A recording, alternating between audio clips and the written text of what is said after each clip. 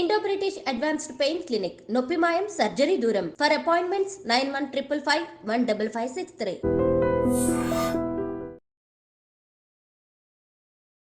నమస్తే, welcome to I Dream Social Spotlight with కవిత.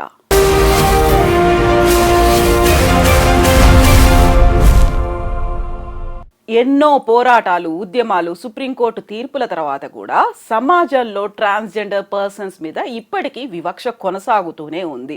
వారిని ఎలా ట్రీట్ చేయాలి అనే సంగతి పక్కన పెడితే కనీసం వారిని ఎలా సంబోధించాలి అనేటువంటి అవగాహన కూడా లేకుండా ప్రతిరోజు అవమానిస్తూనే ఉన్నారు. ఈ నేపథ్యంలోనే తెలంగాణ రాష్ట్ర ప్రభుత్వం ఒక చిన్న అడుగు ముందుకేసింది.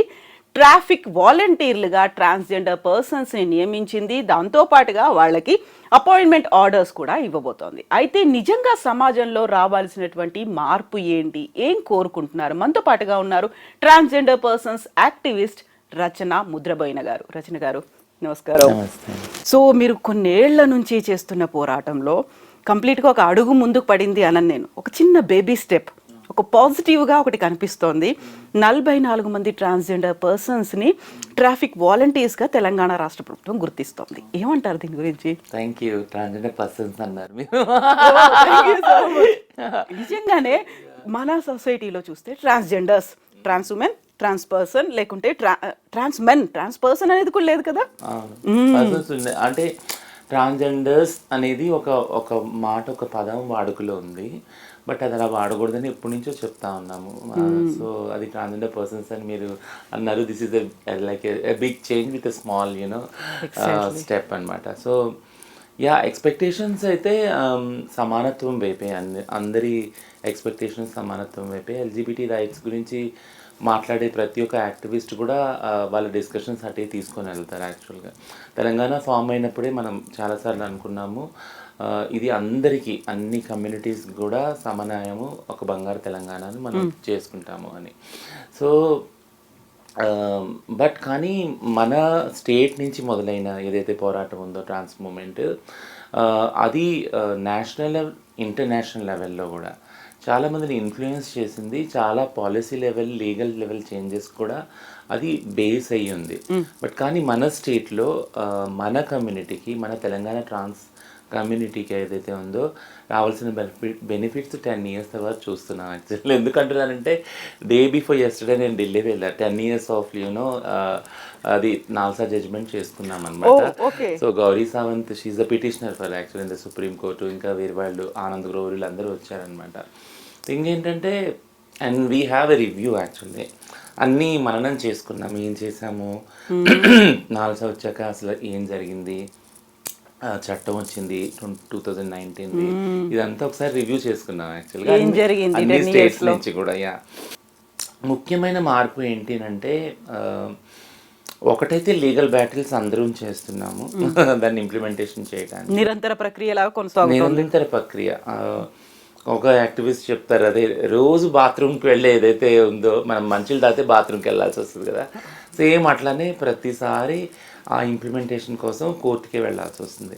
ఉదాహరణకి ఇదే తెలంగాణలో పోలీస్ రిక్రూట్మెంట్ కోసం ప్రాపర్ నోటిఫికేషన్ పడ్డప్పుడు అందులో ట్రాన్స్ కాలం లేదు, ట్రాన్స్ వాళ్ళకి ఇది లేదు, అట్లీస్ట్ అదర్స్ అనేది కూడా లేదా. 2014లోనే ఎప్పుడైతే జడ్జిమెంట్ వచ్చిందో అప్పుడు ఒక స్వాభిమాన సభ అని చేసుకున్నాం మన ధర్నా చౌక్లో. అప్పుడంతా కమ్యూనిటీతో పాటు అన్ని పోరాటాల వాళ్ళు, పీపుల్స్ మూవ్మెంట్స్ అందరూ వచ్చాము. అప్పుడు ఈటెల రాజేందర్ గారు ఉన్నారు, యాక్చువల్గా ఫైనాన్స్ మినిస్టర్. ఆయనకు ఒక రిప్రజెంటేషన్ ఇచ్చాము, ఇది ఇంప్లిమెంట్ చేయండి అని. ఆ ఇంప్లిమెంటేషన్, ఆ రిప్రజెంటేషన్లోనే ఒక లైన్ ఆయన చూశారు, అన్నీ చదువుకుంటా, సర్జరీస్ ఫ్రీగా ఇవ్వాలి. ఇదేంటమ్మా సర్జరీస్, ఇది ఎలాగా స్టేట్ స్పాన్సర్ చేస్తుంది అని అన్నారు అనమాట. లేదండి, ఇది సుప్రీంకోర్టు ఉత్తర్వు యాక్చువల్గా.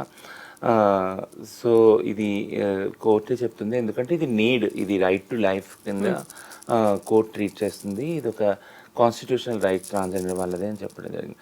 సో అది మొదలుకొని ఇప్పుడు 10 years, నేను ఇప్పుడు చెప్తున్నా కదా, 10 years రివ్యూ చేసుకున్నప్పుడు we have gone through a longer journey. అదే అడగబోతున్నా, చాలా దూరం ప్రయాణించారు, అక్కడే ఉండిపోయారా అని. ప్రయాణించాం. ఇందాక చెప్తున్నాను కదా నేను, అంటే ఎలా అయితే నీళ్ళు తాగితే వాష్రూమ్కి వెళ్తారో అలాగా ప్రతిరోజు కోర్టుకి వెళ్ళాల్సి వస్తుంది ట్రాన్స్జెండర్ యాక్టివిస్టులు వాళ్ళ రైట్స్ కోసము, ట్రాన్స్జెండర్ కమ్యూనిటీ వాళ్ళ రైట్స్ కోసము. ఇదే తెలంగాణలో ఫస్ట్ నోటిఫికేషన్ పడినప్పుడు పోలీస్ వాళ్ళది 3rd కాలం లేదు, రిజర్వేషన్ లేదు ముఖ్యంగా. సో ఫస్ట్ రిజర్వేషన్ కోసం వెళ్ళాము. ఆ తర్వాత కొంతమంది అప్లై చేసి ఎగ్జామ్ రాసినాక వాళ్ళ ఫిజికల్ టెస్ట్లో కూడా మళ్ళీ కోర్టుకి వెళ్ళాం. అంటే ప్రతి ఒక్క స్టెప్లో కూడా కోర్టుకి వెళ్తూనే ఉన్నాం. ఇప్పుడు ఆడవారికి మగవారికి సమానంగా మా వాళ్ళు పరిగెత్తలేదు, మహిళలకి పురుషులకి సమానంగా. అందుకని అందులో సడలింపు కోసం కోర్టుకు వెళ్ళాం, కోర్టు ఉత్తర్వులు తీసుకొచ్చాం. ఇట్లా రోస్టర్ పాయింట్స్ కోసం మళ్ళీ కోర్టుకు వెళ్ళాం.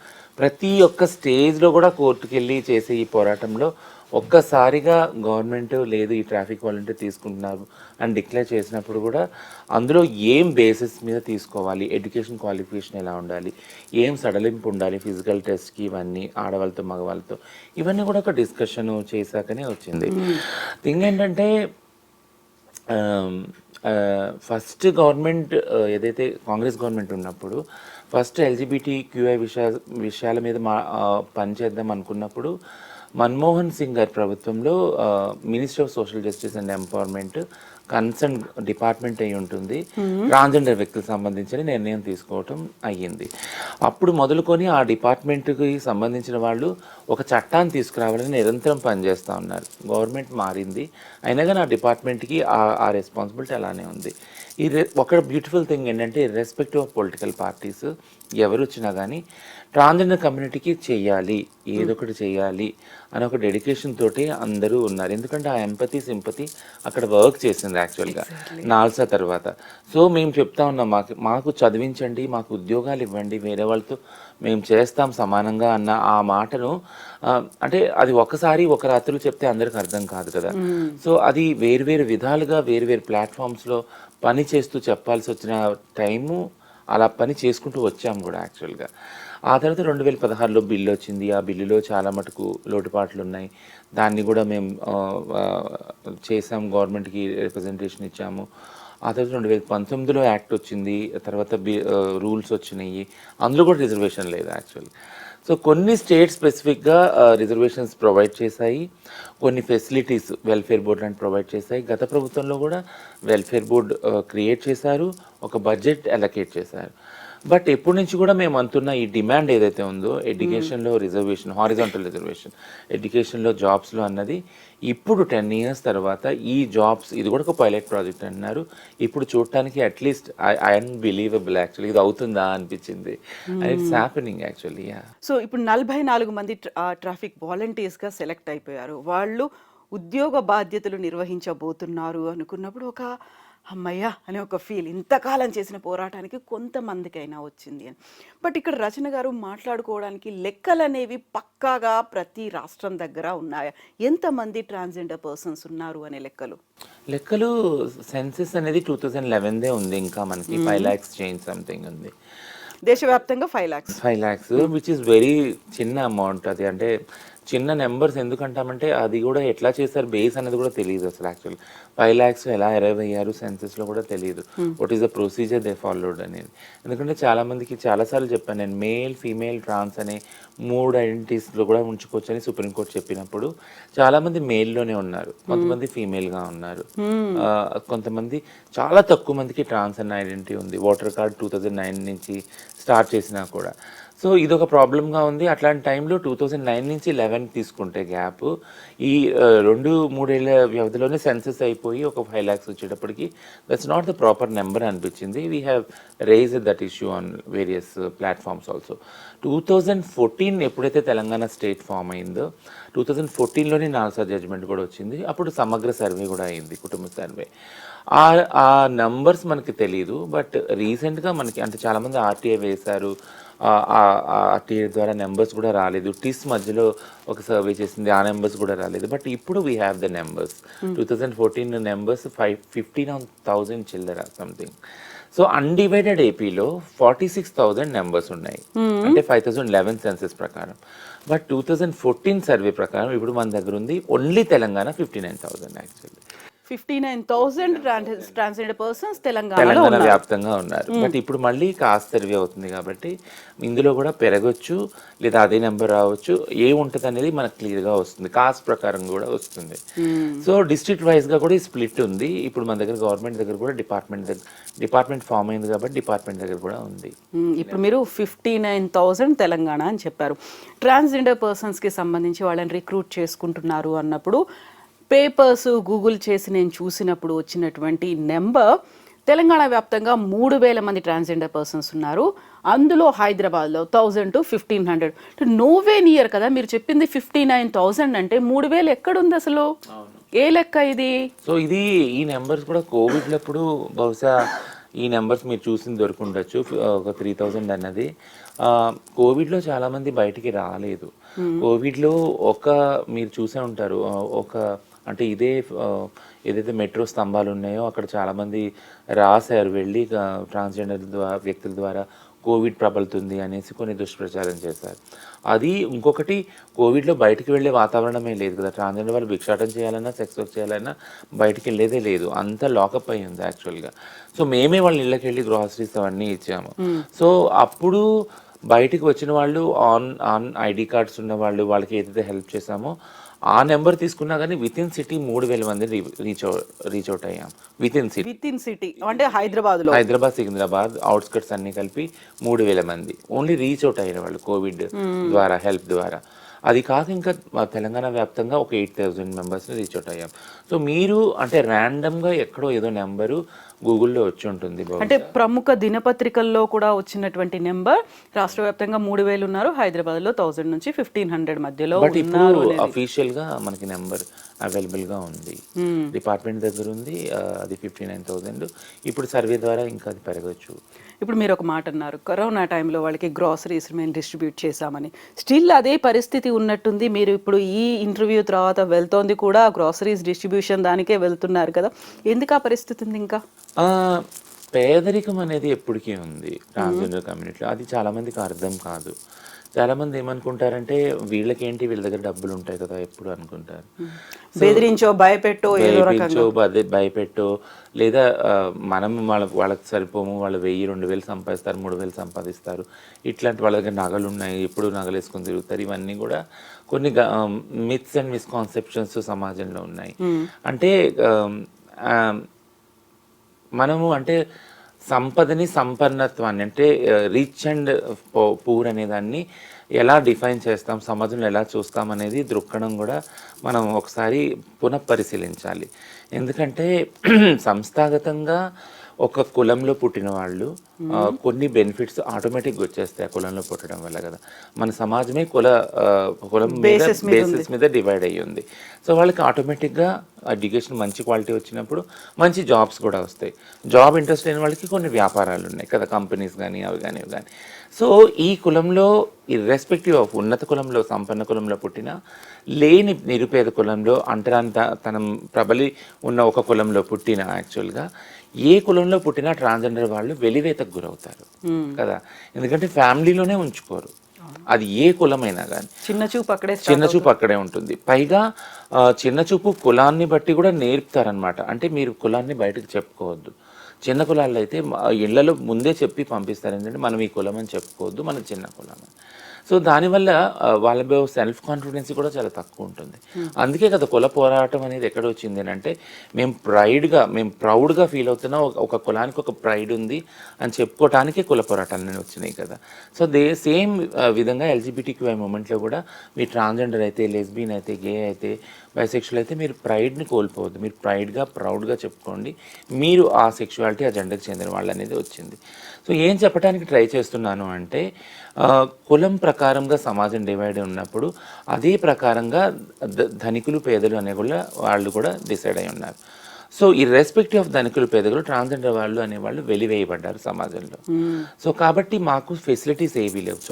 చదువుకోవడానికి ఫెసిలిటీ లేవు, జాబ్ చేయడానికి ఫెసిలిటీ లేవు, వ్యాపారం చేయడానికి కూడా ఫెసిలిటీస్ లేవు.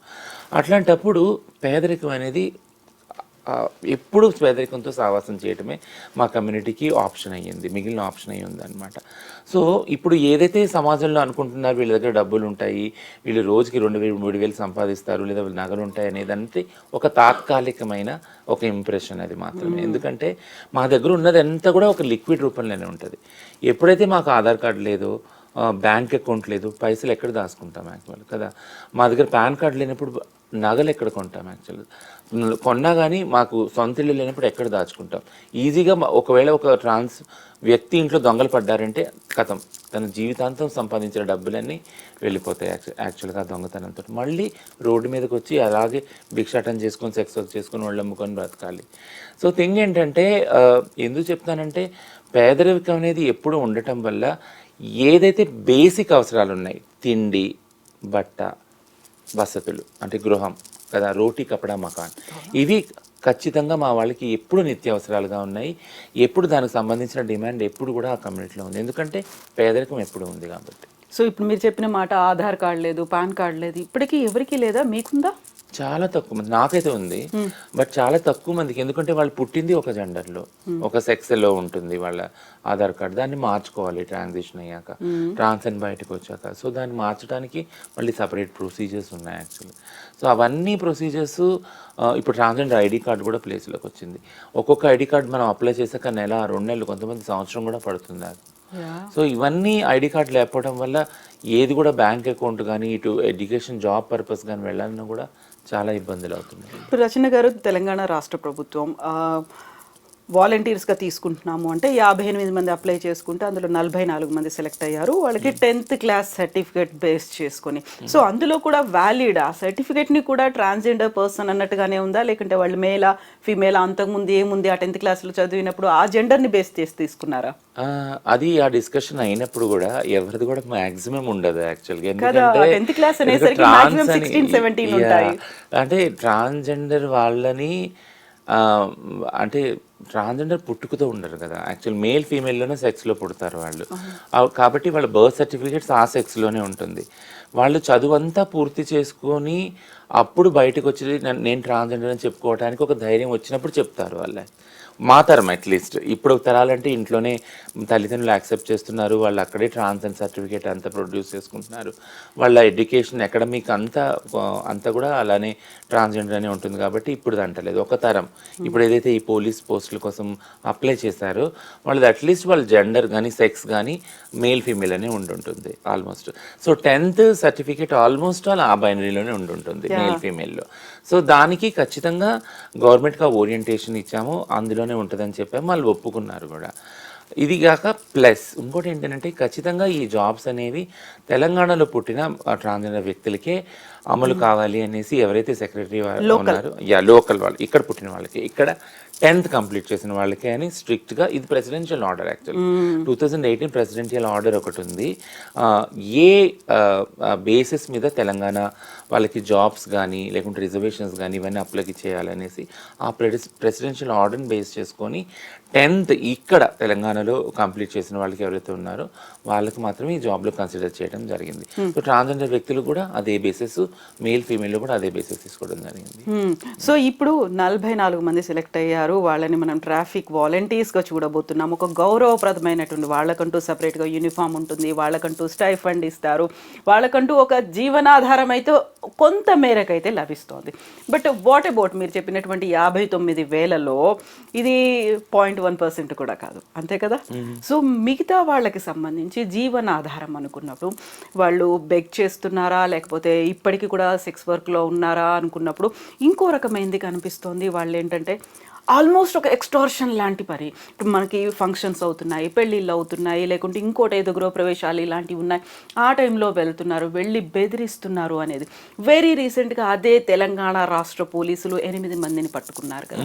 సో దాన్ని ఏ రకంగా చూస్తారు మీరు అసలు? యాక్చువల్గా ఆ మార్పు అనేది ఎందుకు వచ్చింది, ఎలా మార్పు రావాలంటారు మళ్ళీ? సో ఈ క్వశ్చన్ ప్రతిసారి ప్రతి ఇంటర్వ్యూలో ఫేస్ చేస్తాను నేను. బట్ కానీ ఈ పోలీసు పోస్టులు ఇచ్చేది కూడా ఒక చిన్న ఎక్స్పీరియన్స్ షేర్ చేసుకుంటాను. చాలా ఇంట్రెస్టింగ్ ఎక్స్పీరియన్స్ అది. రీసెంట్గా రాహుల్ గాంధీ గారు ఈ కుల సర్వే గురించి వచ్చినప్పుడు సివిల్ సొసైటీ రిప్రజెంటేషన్ ప్రకారంగా సీఎం గారు కూడా ఉన్నారు అండ్ డిప్యూటీ సీఎం గారు అందరూ స్టేజ్ మీద ఉన్నారు. నేను, సుజాత సూర్యపల్లి, శాంతా సిన్హా మేమందరం కూడా మేము మా కమ్యూనిటీస్ని రిప్రజెంట్ చేసుకుంటా మాట్లాడినప్పుడు నా వంతు వచ్చినప్పుడు నేను లేచి ధన్యవాదాలండి, ఫస్ట్ స్కీమే మహాలక్ష్మి స్కీమ్ ఇచ్చారు, చాలా థ్యాంక్స్, మా వాళ్ళు ఇప్పుడు ఫ్రీగా ట్రావెల్ చేస్తున్నారు, నెక్స్ట్ బహుశా 33 జిల్లాల్లో కూడా free transgender clinics government clinics ఇస్తారు, బహుశా ఈ రెండింటికి చాలా చాలా ధన్యవాదాలు, మీ గవర్నమెంట్ మా కమ్యూనిటీకి చాలా చేస్తున్నారని కూర్చుండిపోతే వెంటనే సీఎం గారు మైక్ ఇమ్మని చెప్పి మైక్ తీసుకున్నారు. రచన గారు ట్రాఫిక్ వాలంటీర్స్గా నోటిఫికేషన్ నెక్స్ట్ వీక్లో రిలీజ్ అవుతుంది, అది కూడా ఉందండి. ఐ ఫెల్ సో హ్యాపీ, ఎందుకంటే నేను అంటే నా మైండ్లో అది లేదు యాక్చువల్గా, అంటే ఇది జరుగుతుంది అని చాలామంది అడిగారు దాని గురించి. మా వాళ్ళు కమ్యూనిటీ ఫస్ట్ టైం పబ్లిక్గా స్టేట్మెంట్ ఇచ్చినప్పుడు మా వాళ్ళు కాల్ చేసి ఎలా చేసుకోవాలి, ఎట్లా అప్లై చేసుకోవాలి ఇవన్నీ అడిగాను. చాలా ర్యాండమ్గా అడిగినప్పుడు నాకు కూడా తెలియదు, ప్రొసీజర్స్ బహుశా చెప్తారనుకుంటే ఏ డిపార్ట్మెంట్ డీల్ చేస్తుంది కూడా తెలియదు. అప్పుడు సీఎం గారు ఆ మాట చెప్పినప్పుడు ఐ ఫీల్ మళ్ళీ లేసి థ్యాంక్ యూ సార్, మర్చిపోయాను సారీ అనేసి నేను కూర్చున్నానండి. And I feel happy because the dedication ఏదైతే ఉందో ఆయనకి ఈ ట్రాన్స్ ఇష్యూస్ మీద, ఎందుకంటే పాలిటిక్స్లో కూడా గవర్నమెంట్స్లో కూడా చాలామంది LGBTQI రైట్స్ని ఎవరైతే ప్రోగా ఉన్నారు, సపోర్ట్ చేస్తున్నారు ఈ కమ్యూనిటీస్ని, వాళ్ళు చాలా వివక్షతను ఎదుర్కొంటున్నారు. ఎందుకంటే మా సొంత ఇళ్లలో మా తల్లిదండ్రులు, అన్నదమ్ముళ్ళు, అక్క చెల్లెళ్ళే మమ్మల్ని పెట్టుకోవట్లేదు కదా, వాళ్ళే వివక్షత ఎదుర్కొని మమ్మల్ని ఫ్యామిలీ నుంచి బయటకు ఎంటేసినప్పుడు ఒక సీఎం పొజిషన్లో ఉన్న వ్యక్తి ఆ డిక్లరేషన్ చేసినప్పుడు ఐ ఫెల్ట్ సో హ్యాపీ. అంటే ఈయనకి ఎంత డెడికేషన్ ఉంది మా కమ్యూనిటీకి సంబంధించి అనేది అది. అక్కడ ఇదంతా ఎందుకు చెప్తున్నాను అంటే మీరు ఇప్పుడు అన్నారు మా ట్రాఫిక్ వాలంటీర్స్గా ట్రాన్స్జెండర్ కమ్యూనిటీ వాళ్ళు అదే ట్రాఫిక్ సిగ్నల్స్లో ఎక్కడైతే అడుక్కున్నారు, మీకు కనపడుతుంది మా వాళ్ళు ఓన్లీ ట్రాఫిక్ సిగ్నల్స్లో పోలీసులుగా జాబ్ చేస్తారనేది, but I'm seeing beyond that, దాన్ని మించి నేను చూస్తున్నాను యాక్చువల్గా. మీరు అన్నట్టు ఎక్కడైతే అడుక్కుంటున్నారో అక్కడ పోలీస్ జాబే చేయటం లేదు. ప్రతిసారి ప్రతి వ్యక్తి ప్రతిరోజు లేచి బయటికి వెళ్ళినప్పుడు వాళ్ళు చూసినప్పుడు ఒక కాన్ఫిడెన్స్, ఒక హోప్, అన్నిటి మించి హోప్ ఏంటంటే వీళ్ళు కూడా మారుతారు, వీళ్ళు కూడా చేస్తారు, వీళ్ళు కూడా జాబులు చేయగలుగుతారు, సమాజంలో ఒక భాగము, ఒక బాధ్యతాయుతంగా ఉండగలుగుతారు అనే నమ్మకం ప్రజలకి ఏర్పడుతుంది యాక్చువల్గా. సో ఈ విషయంలో Telangana I think like it will prove, ఎందుకంటే మిగిలిన స్టేట్స్లో నేను అబ్జర్వ్ చేస్తున్నాను, జాబ్స్ ఇస్తాను అన్నప్పుడు తమిళనాడులో కానీ ఛత్తీస్గఢ్లో కానీ ఇంకా వేరే వేరే రాష్ట్రాల్లో ఎవరు కమ్యూనిటీ ముందుకు రాలేదు. మీరు ఇప్పుడు చెప్పారు 58 మెంబర్స్, ఆ జాబ్ వచ్చినప్పుడు నాకే భయంగా ఉంది, నిజంగా వస్తారా మా వాళ్ళు చేస్తారా అన్నప్పుడు 58 మెంబర్స్ని చూసినప్పుడు మేము వీఆర్ కోఆర్డినేటెడ్ లైక్ సిరీస్ తీసుకోవడం అదంతా చాలా 2 రోజుల్లో చాలా స్మూత్గా అయింది, చాలా ప్రెషర్ మీద అయింది యాక్చువల్గా. వాళ్ళ సర్టిఫికేట్స్ అవన్నీ కలెక్ట్ చేయడం, వాళ్ళని పంపడం, పలానా చోట గోషామహల్లో అవుతుంది వెళ్ళండి మీకు ఈ ఫిజికల్ టెస్ట్ ఇవన్నీ. బట్ ఆ ప్రెషర్లో కూడా వీ ఎంజాయ్డ్ ఏ లాట్, ఎందుకంటే we're doing this, we're creating history యాక్చువల్గా. సీఎం గారు నిర్ణయం తీసుకున్నారు అండ్ వీఆర్ డూయింగ్ దిస్ అనేది ఒక హ్యాపీగా ఫీల్ అయ్యాము. ఇమీడియట్ గా విత్ ఇన్ 5 days యాక్చువల్లీ, వోంట్ బిలీవ్. అయితే 58 మంది వచ్చారు, 44 మంది 21 trans men, 23 trans women, and we look to them. అండ్ ఇప్పుడు వాళ్ళు చూస్తుంటే ట్రైనింగ్ లో కూడా వాళ్ళు షేర్ చేస్తున్నారు వాళ్ళ ఎక్స్పీరియన్సెస్, ఈరోజు ఇదైంది some photographs. I feel so happy. నేను అనేది అంతే, పబ్లిక్లో ఒక కాన్ఫిడెన్స్ వస్తుంది వీళ్ళు చేస్తారు అని. ఈ 6 months పైలట్ ప్రాజెక్ట్ ఏదైతే ఉందో ఇది కన్నా సక్సెస్ అయితే, మీరు అన్నారు 59,000 ఉన్నారు కదా, ఆ బేసిస్ మీద మొత్తం స్టేట్, తెలంగాణ స్టేట్ అంతా స్కేల్ అప్ చేస్తారు దీన్ని, ఎంత రిజర్వేషన్ రావాలని. 1% రిజర్వేషన్ ఆల్రెడీ కన్సిడరేషన్లో ఉంది. What I mean to say అంటే పబ్లిక్కి ఒక భరోసా రావాలి వీళ్ళు పనిచేస్తారు అని, మా కమ్యూనిటీ కూడా భరోసా రావాలి గవర్నమెంట్ మాకు హెల్ప్ చేస్తుంది అని. సో మీరు అన్నది ఏదైతే ఈ క్రైమ్ ఉందో భిక్షాటనలో కానీ సెక్స్ వర్క్లో కానీ, అది ఒక్క రోజులో వచ్చింది కాదు. మేము ఎన్నో రకాలుగా చెప్తున్నాం, మా కమ్యూనిటీ పాపులేషన్ పెరిగింది, భిక్షాటనకు వెళ్ళినా లేదా సెక్స్ వర్క్ వెళ్ళినా వచ్చే రీసోర్స్ చాలా తక్కువైపోయింది యాక్చువల్లీ. సో ఏ రీసోర్స్ మీద బతకాలి unless until we have various choices కదా. భిక్షాటన సెక్స్ వర్క్ చాయిస్గానే ఉంది, అది ఆల్ టైమ్ చాయిస్. ఇది కాకుండా ఇప్పుడు గవర్నమెంట్ ట్రాఫిక్ వాలంటీర్స్ ఇచ్చారు, అలానే ఈ 33 జిల్లాల్లో కౌన్సిలర్స్, కమ్యూనిటీ ఛాంపియన్స్ని ఇచ్చారు. గ్రాడ్యువల్గా వీఆర్ ప్రోగ్రెసింగ్. నేను చెప్పను ఒక్క రోజులో రోమ్ వాజ్ నాట్ బిల్టప్ కదా, ఒక్క రోజులో రోమ్ని కట్టలేదు. బట్ ఈ బేబీ స్టెప్స్ ఏదైతే ఉన్నాయో అది పబ్లిక్కి, గవర్నమెంట్స్కి ఒక కాన్ఫిడెన్స్ క్రియేట్ చేస్తుంది, కమ్యూనిటీకి కూడా ఒక కాన్ఫిడెన్స్ క్రియేట్ చేస్తుంది. ఖచ్చితంగా మా లైఫ్స్ మారుతాయని. నువ్వు డెఫినెట్లీ మేక్ ఏ చేంజ్ అండి.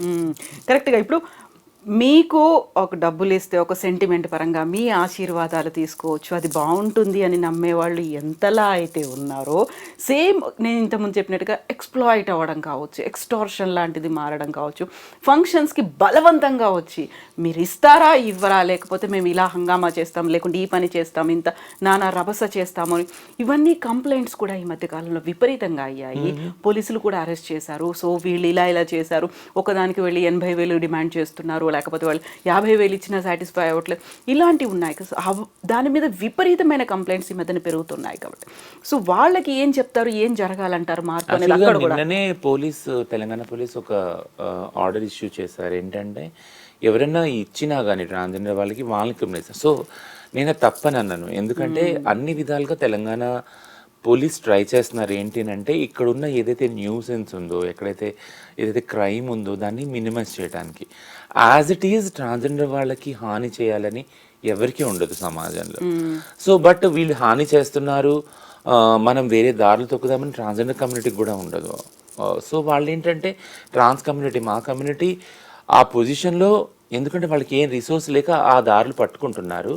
బట్ అలా అని చాలా రూడ్గా, క్రూయల్గా కూడా పోలీసు వాళ్ళు లేరు. వాళ్ళు కూడా ఒక మధ్యస్థ దారిని ఎంచుకోవడానికి ట్రై చేస్తున్నారు. ఇదంతా ఒక ప్రాసెసే కదా, ఇదంతా అందరికీ లెర్నింగ్, ఇటు గవర్నమెంట్స్కి లెర్నింగే, ఇటు కమ్యూనిటీకి కూడా లెర్నింగే. సో క్రైమ్ పెరిగే కొద్దీ నిన్న చెప్పిన ఆర్డర్ ప్రకారం ఏంటి అంటే ఎవరైనా ఇచ్చినా కానీ వాళ్ళని క్రిమినలైజ్ చేస్తాం, మీరు ఇవ్వద్దు భిక్ష, లైబుల్ అవుతారు అనేసి. సో ఏంటంటే ఇవన్నీ పద్ధతులు గవర్నమెంట్ అనుసరిస్తుంది. అక్కడ క్రైమ్ని తగ్గించడం వాళ్ళ బాధ్యత కాబట్టి అది అనుసరిస్తుంది. బట్ క్రైమ్ ఎలా తగ్గాలి, వితిన్ కమ్యూనిటీ కూడా ఒక సిస్టమ్స్ పెట్టుకోవాలి, సెటప్స్ పెట్టుకోవాలి. సిస్టమ్స్ ఉన్నప్పుడు అంటే మీరు ఇప్పుడు అన్నారు కదా, ఎప్పుడు దాకా అయితే మా దీవెన మీద ఒక నమ్మకం ఉంటుందో పబ్లిక్లో, అప్పటి వరకు ఆ బధాయి అనేది సిస్టమ్ ఏదైతే ఉందో అది జరుగుతూనే ఉంటుంది. అది ఉన్నంతకాలం మా కమ్యూనిటీకి అదొక సోర్స్ ఆఫ్ లైవ్లీహుడ్గానే ఉంటానే ఉంటుంది. అది తప్పని నేను అన్నాను, అలా అవ్వదు, దాన్ని మార్చాలి అని నేను పూర్తిగా సమూలంగా దాన్ని జరిగే క్రైమ్ ఏదైతే ఉందో ఆ క్రైమ్ జరగకుండా ఒక సిస్టమ్ ఏమి ఏర్పరచుకున్నారు. ఉదాహరణ నేను ఇంతకుముందు ఇంటర్వ్యూస్లో కూడా చెప్పాను, సెక్స్ వర్క్ జరిగేటప్పుడు ఈ క్రైమ్ చాలా ఉంది. క్లయింట్స్తో కానీ, పోలీస్తో కానీ, రౌడీస్తో, గుండాస్తో వాళ్ళు ఒక సిస్టమ్ పెట్టుకున్నారు, సెల్ఫ్ రెగ్యులేటరీ బోర్డ్ అని. అది పెట్టుకున్నప్పుడు మినిమైజ్ అయ్యింది. అది ఆ సెల్ఫ్ రెగ్యులేటరీ బోర్డు ద్వారా క్రైమ్ మినిమైజ్ అవ్వటమే కాకుండా వాళ్ళ హెల్త్ గురించి కూడా ప్రత్యేకమైన శ్రద్ధ తీసుకునే అవకాశం ఏర్పడింది యాక్చువల్గా. సో అలాంటి ఒక సిస్టమ్ కమ్యూనిటీ ఏర్పరచుకోవాలి, అనుసంధానంగా గవర్నమెంట్కి అనుసంధానంగా సపోర్టివ్గా ఉండాలి. అప్పుడు అన్నీ కూడా పీస్ఫుల్గా నడుస్తాయి.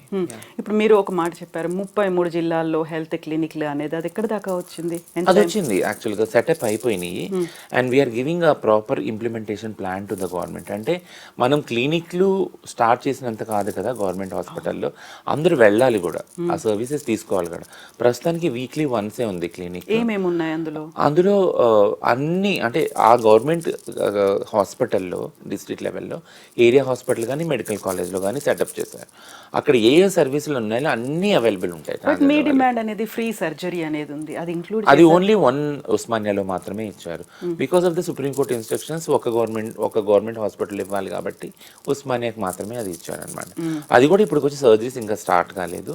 59 సర్జరీస్ ఆల్రెడీ అటాచ్ చేశారు ఆరోగ్యశ్రీకి. బట్ ఎవరికి రేషన్ కార్డ్స్ లేకపోవడం వల్ల అది ఆగిపోయినాయి, స్టాల్ అయినాయి. థింగ్ ఏంటంటే ట్రాన్స్ హెల్త్ క్లినిక్స్ అనగానే అందరి మైండ్లో వచ్చేది ఏంటంటే, అంటే వీళ్ళు ఈ రోజు నుంచి ఇంకా సర్జరీస్ చేసేసుకుంటారా, వీళ్ళందరూ ఇలా మారిపోతారా అనే ఒక భయం కూడా అందరిలో ఉంది, పబ్లిక్లో కూడా ఉంది. But I want to clear that ఏంటంటే క్లినిక్స్ అనేవి సర్జరీస్ కాదు, క్లినిక్స్ అనేవి హెల్త్కు సంబంధించినవి. ట్రాన్స్జెండర్ వారికి సర్జరీసే నీడ్గా లేవు, సర్జరీస్ కావాలి. బట్ ప్లస్ ఇతర ఆరోగ్య అవసరాలు కూడా ఉన్నాయి. ఎవరికైనా థైరాయిడ్ ప్రాబ్లం ఉండొచ్చు, డయాబెటిక్ ఉండొచ్చు, క్యాన్సర్ ఉండొచ్చు కదా, గాల్ బ్లాడర్ ఇష్యూస్, కిడ్నీలో స్టోన్స్, ఇవన్నీ ఇష్యూస్ ఉన్నాయి కదా. వీటిలన్నిటి కూడా ఎప్పుడు కూడా గవర్నమెంట్ హాస్పిటల్కి వెళ్ళరు ఎవరు కూడా ట్రాన్స్జెండర్ వాళ్ళు. ఇప్పుడు మీరు నేను లింక్ చేస్తాను చూడండి. ఇప్పుడు మీరు అంటున్నారు ఎక్స్టార్షన్ క్రైమ్ ఏదైతే అడుక్కోవటానికి వెళ్ళినప్పుడు సెక్స్ వర్క్లో ఉన్నప్పుడు అది ఎక్కువ మనీ కోసమే కదా అది చేసేది. వాళ్ళు ఎక్కువ మనీ ఎందుకు ట్రాన్స్జెండర్ వాళ్ళకి వాళ్ళ హెల్త్కి సంబంధించి వాళ్ళ ఫ్యూచర్ సంబంధించి ఒక ఎష్యూరెన్స్ లేదు. కాబట్టి వాళ్ళు ఒకవేళ ఇప్పుడు ఆరోగ్య సమస్య వచ్చింది, కిడ్నీ స్టోన్స్, ఒక ప్రైవేట్ హాస్పిటల్కి వెళ్తే మినిమం 3 lakhs అయిపోతుంది. వాళ్ళకి ఆరోగ్యశ్రీనే లేదు కదా, అప్పుడు ఆ పైసలని ఎక్కడి నుంచి తీసుకొచ్చు, రీఎంబర్స్ అవ్వదు కదా, వాళ్ళ సేవింగ్స్ నుంచే వెళ్ళిపోతాయి వాళ్ళకి. అట్లా యూ వోంట్ బిలీవ్, రీసెంట్గా కొన్ని క్యాన్సర్ కేసెస్ పెరిగినాయి ట్రాన్స్ కమ్యూనిటీలో. పెరిగినప్పుడు minimum 15 lakhs. It's like oral cancer కానీ ఏదైనా మామూలు వాళ్ళకి వచ్చే ఆ క్యాన్సర్స్ అన్నీ వాళ్ళకు కూడా వస్తున్నాయి. ఆ క్యాన్సర్స్ పెరిగినప్పుడు మినిమం ఒక 15 lakhs నుంచి 30 lakhs వెళ్ళిపోతున్నాయి ప్రైవేట్ హాస్పిటల్స్కి వెళ్ళినప్పుడు. అట్ ది ఎండ్ అది కీమోథెరపీ కూడా వాళ్ళకి కాకపోయినా ఇంకా అప్పుడు మనకున్న ఒకటే క్యాన్సర్ ఇన్స్టిట్యూట్ హాస్పిటల్ ఉంది, మినిమైజ్ బేసిక్గా ఫ్రీగా ఇచ్చేది, అక్కడికి వెళ్తున్నారు. అది కూడా చాలా అడ్వాన్స్ స్టేజ్లో వెళ్తున్నారు. ఇంకేంటంటే అందరం ఆలోచించవలసింది ఆడవాళ్ళకి మగవాళ్ళకి ఎలా హెల్త్ ఫెసిలిటీస్ కావాలో ట్రాన్స్జెండర్ వాళ్ళకి కూడా హెల్త్ ఫెసిలిటీస్, హెల్త్ నీడ్స్ ఉన్నాయి, హెల్త్ ఫెసిలిటీస్ కావాలి, గవర్నమెంట్ సెటప్లో కావాలి. వాళ్ళకు ఒక నమ్మకం కలుగుతుంది, ఈ గవర్నమెంట్ హాస్పిటల్కి వెళ్తే నాకు జలుబు వచ్చినా జ్వరం వచ్చినా వేరే వాళ్ళకి సమానంగా నన్ను చూస్తారు అని. ఆ కాన్ఫిడెన్స్ అనేది వాళ్ళ దగ్గర నుంచి రావాలి. అండ్ అదే కాన్ఫిడెన్స్ ఇటు సొసైటీ, గవర్నమెంట్ కూడా ఇవ్వాలి. And at the same time మీరు చెప్పినట్టుగా 44 మందితో ఒక పైలట్ ప్రాజెక్ట్ అనేది స్టార్ట్ అయింది. ఆ 44 మంది మీదే, ఆ భుజాల మీదే ఇంత రెస్పాన్సిబిలిటీ ఉంది. మనం దీన్ని సక్సెస్ చేస్తే ఈ 6 నెలల పాటు మన మీద ఒక రిమార్క్ లేకుండా we're no less than any other person అనేది కనుక వీళ్ళు ప్రూవ్ చేసుకోగలిగితేనే 33 జిల్లాల్లో కూడా అలాంటి ఫెసిలిటీ రాబోతోంది. సో వాళ్ళతో మాట్లాడినప్పుడు ఏం కాన్ఫిడెన్స్ కావచ్చు, వాళ్ళతో ఏమనిపించింది, ఆ బూస్టప్ అనేది ఎలా అనిపించింది? దిస్ ఈజ్ వెరీ టఫ్ అండి. ఎందుకంటే నేను ప్రాపర్ జాబ్లో నేను ఐ థింక్ 4th year ఇది నన్ను పెట్టుకొని రెస్పాన్సిబుల్గా జాబ్ రెస్పాన్సిబిలిటీస్ డీల్ చేస్తున్నప్పుడు I can feel that actually. అంటే నాకు కొంత ప్రివిలేజ్ ఉంది, నేను ఎడ్యుకేటెడ్, ఆ వెసులుబాటు ఉంది కాబట్టి నా ఎడ్యుకేషన్ తగ్గట్టు నా ఎక్స్పీరియన్స్ అంతా చూసి నాకు జాబ్ వచ్చింది. And I'm privilege to do that. But అలా అని ట్రాన్స్జెండర్ వ్యక్తి పని చేయవలసిన అవసరం లేదు అనేది కాదు కదా. నేను పొద్దున్న లెగవలసి వస్తుంది, నేను వంట చేసుకోవాలి, నేను డబ్బా పెట్టుకోవాలి, టైంకి వెళ్ళాలి, అటెండెన్స్ పడుతుంది, ఇవన్నీ ఉంటాయి కదా. బట్ టు బీ ఫ్రాంక్, నేను యాక్టివిస్ట్ అవ్వటం వల్ల నాకు 2 రెస్పాన్సిబిలిటీస్ ఉన్నాయి. I never want to get rid of activism. ఎందుకంటే నేను కమ్యూనిటీకి కొన్ని ప్రామిసెస్ చేసుకున్నాను, నాకు I should get some benefits అని. చాలా మంది మీ వైపు చూస్తూ ఉంటారు కూడా. Yeah and they will look in to me like. So ఈ మధ్యలో ఎంతో ఎమోషనల్గా డ్రౌనింగ్ అయినప్పుడు, సర్జరీస్ ద్వారా హార్మోన్స్ ఇంబ్యాలెన్స్ అయినప్పుడు అవి look into the community. And వాళ్ళు వెంటనే ఒక అలారం, ఒక రెడ్ ఫ్లాగ్ చెప్తారు అన్నమాట, why you are like seeing so sad అని అన్నప్పుడు ఐ షుడెంట్ లైక్ ఆ ఎక్స్పెక్టేషన్స్ కానివైనా, అంటే ఎక్స్పెక్టేషన్స్ కోసం నేను బతుకుతున్నాను అని కాదు, but at least there is some hope కదా. నాకు వాళ్ళ మీద హోప్ ఉంది, వాళ్ళకి నా మీద వాయిస్ అనేది మీరు రైజ్ చేయగలుగుతున్నాను. ప్లస్ ఆ ఫెసిలిటీస్ అనేవి తేవాలి అనేది ఒక తపన ఉంది. ఇది ఎందుకు చెప్తున్నానంటే నేను వాళ్ళ పొజిషన్లో పెట్టుకున్నప్పుడు నాకున్న ప్రివిలేజెస్తో I have able to navigate అనమాట. అంటే నేను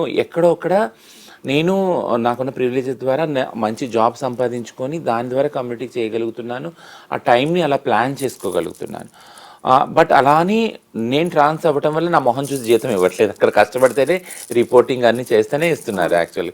అదే పరిస్థితిలో ఈ 44 మందిని నేను చూశాను యాక్చువల్గా. ఇలాంటి సేమ్ రెస్పాన్సిబిలిటీ ఈ 44 భుజస్కంధాల మీద కూడా ఉంటుంది ట్రాన్స్ వాళ్ళ మీద. పొద్దున్నే లేవాలి, టైంకి పోవాలి, అక్కడ పైగా ట్రాఫిక్ వాలంటీర్స్ అంటే డ్యూటీ టైంకి ఉండాలి. ఇప్పుడు ట్రైనింగ్లో ఉన్నారు, today is the last day, ఈరోజు ట్రైనింగ్ అయిపోగానే ఆర్డర్స్ తీసుకుంటారు. సో వాళ్ళ పర్సనల్ లైఫ్ని బ్యాలెన్స్ చేసుకోవాలి, వాళ్ళ food habits, life cycle, daily రొటీన్ని అంతా బ్యాలెన్స్ చేసుకోవాలి. మొన్నటి దాకా గబగబా తయారై భిక్షాటన సెక్స్ వర్క్ వెళ్ళే వాళ్ళు ఇప్పుడు కంప్లీట్ డిఫరెంట్గా ఇక్కడికి వచ్చి పొద్దుకో రోల్లో కనిపించి వాళ్ళు ఒక డిసిప్లిన్ ప్రొసీజర్లో పెట్టుకోవాలి. అది ఎవరికి చెప్పినా ఎవరు చెప్పవలసిన అవసరం లేదు యాక్చువల్గా. వాళ్ళకి ఏంటంటే ఒకలాంటి హ్యాపీనెస్ ఉంది, ఆ హ్యాపీనెస్ విల్ డ్రైవ్ దెమ్. వాళ్ళకి లోపల నేను పోలీస్ వాలంటీర్ని, నేను ఒక గవర్నమెంట్ అనే ఒక పోస్ట్లో ఉన్నాను, బాధ్యతమైన పోస్ట్లో ఉన్నాను కాబట్టి నన్ను నేను క్యారీ చేసుకోవాలనేది ఆ డ్రైవ్ తీసుకొని వెళ్తుంది. అండ్ ఐఎమ్ రెగ్యులర్గా ఐఎమ్ స్క్రీనింగ్. నేను వాళ్ళతో ఎవరితో మాట్లాడలేదు, but I'm looking in to their post, వాళ్ళ వాట్సాప్ స్టేటస్లు కానీ వాళ్ళ ఇన్స్టా పోస్టులు చూస్తాను. I feel so happy. ఇంకోటి ఏంటంటే వీళ్ళందరూ ఒక చోట ఉన్నారు కదా ట్రైనింగ్లో, అండ్ వాళ్ళందరూ ఒక గ్రూప్గా వాళ్ళు చూసినప్పుడు I feel so happy. They are all like you know sharing చేసుకుంటున్నారు ఒకరికొకళ్ళ concern, and they will be responsible and government servants at the end. So I can see that ఒక హ్యాపీనెస్ అనేది మీ కళ్ళలో కనిపిస్తుంది. ఆ ప్రౌడ్ మూమెంట్స్ అనేవి ఉంటాయి, వాళ్ళు షేర్ చేసుకునేటువంటి ఒక గోల్డెన్ మెమరీస్ అనేవి ఉంటాయి కదా. మాకంటూ ఒక మంచి గౌరవప్రదమైనటువంటి బాధ్యత, ఉద్యోగం, జీవితం రాబోతోంది అనే ఒక కాన్ఫిడెన్స్ అనేది ఉంటుంది. రచన గారు, thank you so much. Just keep up the spirit, fight చేస్తూనే ఉండండి. బికాస్ ఎందుకంటే చాలా మంది మీ వైపు చూస్తూ ఉన్నారు, మీరున్నారనేటువంటి ఒక కాన్ఫిడెన్స్ వాళ్ళకు కూడా ఉంది. కాబట్టి జస్ట్ ట్రాన్స్జెండర్ పర్సన్స్ కోసం, at the same time society కోసం కూడా ఇలాగే ఫైట్ చేయండి. Thank you thank you so much. Thank you.